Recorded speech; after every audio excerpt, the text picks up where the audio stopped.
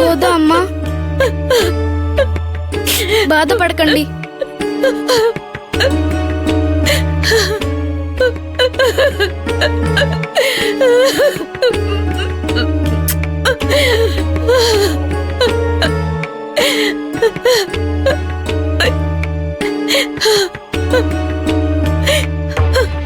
నాన్నగారు, తాతయ్య గారు ఇప్పుడు కష్టాల్లో ఉన్నారు,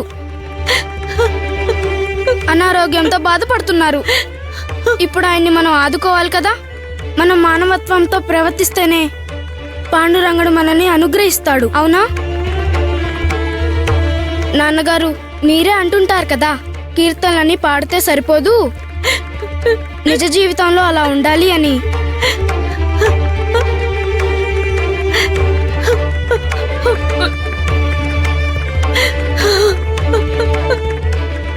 బామ్మ, గోదా అమ్మతో పాటు నేను వెళ్ళనా? చెప్పు బామ్మ, నేను గోదా అమ్మతో పాటు వెళ్ళనా?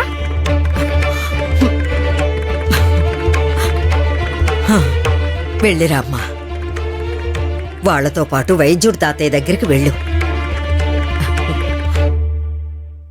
ఎట్టి పరిస్థితుల్లోనూ మా సఖుని మీ ఇంటికి తీసుకెళ్ళకూడదు. వెళ్ళిరామ్మా, త్వరగా తిరిగొచ్చి. ఇదిగో శివప్ప, సఖుకి నువ్వు తోడుగా వెళ్ళు. జాగ్రత్తగా ఇంటికి తీసుకురా. అలాగే అలాగే అమ్మా, నేను తీసుకెళ్తాను.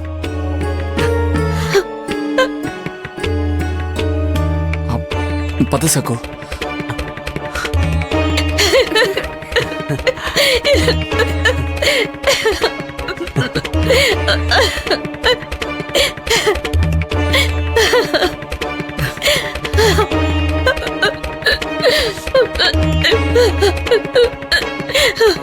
మీ మేలు మర్చిపోలేను.